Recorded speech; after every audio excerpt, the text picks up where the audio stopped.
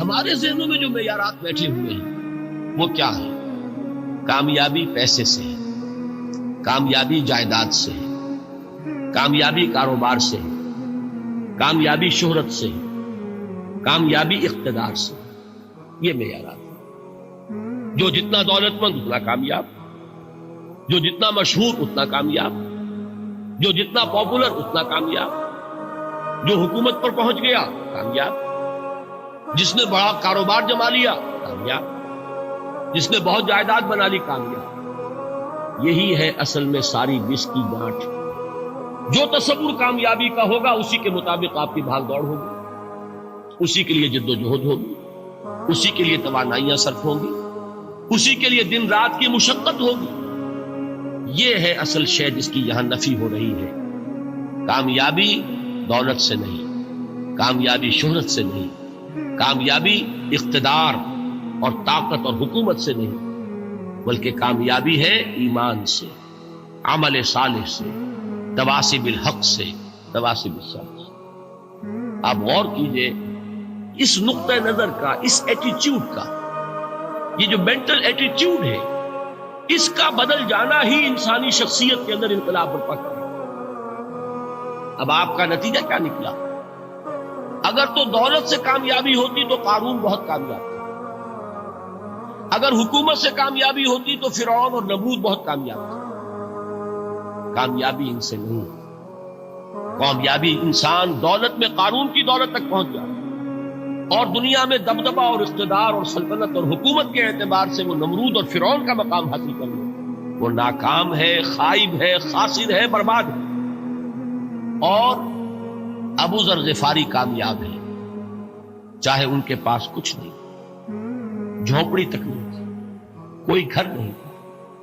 حضور نے فرمایا ہے اللہ کے کچھ بندے ایسے ہوتے ہیں جو کسی محفل میں جانا چاہیں تو انہیں اجازت نہ ملے، جو کہیں اگر رشتہ کرنا چاہیں کوئی ان سے رشتہ کرنے کو تیار نہیں، کہیں کوئی سفارش کرنا چاہے تو ان کی کوئی بات ہی نہ سنے۔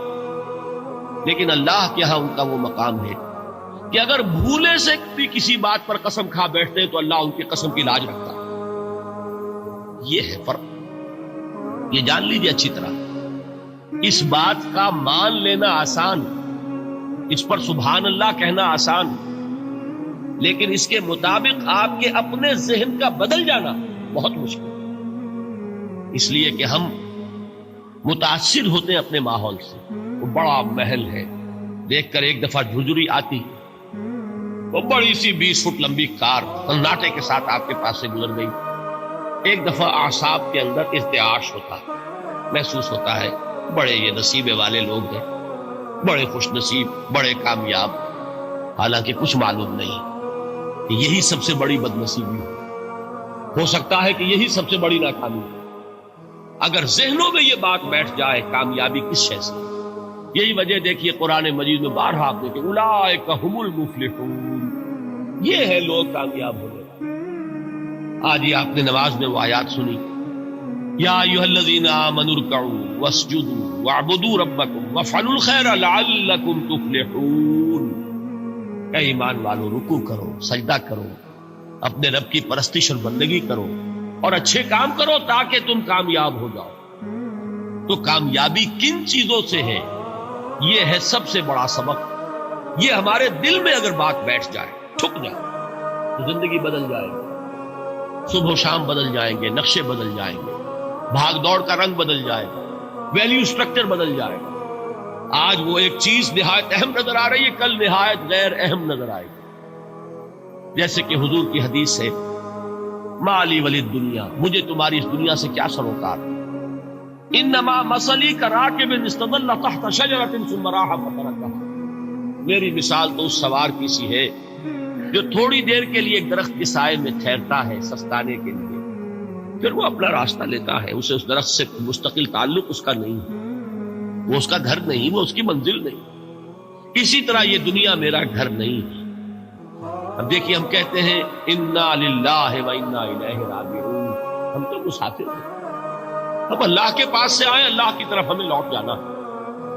کن فی الدنیا کانک غریب و عابر سبیل، حضور فرماتے ہیں دنیا میں ایسے رہو جیسے کہ تم اجنبی ہو یا راہ چلتے مسافر۔ لیکن یہ طرز عمل کب ہوگا؟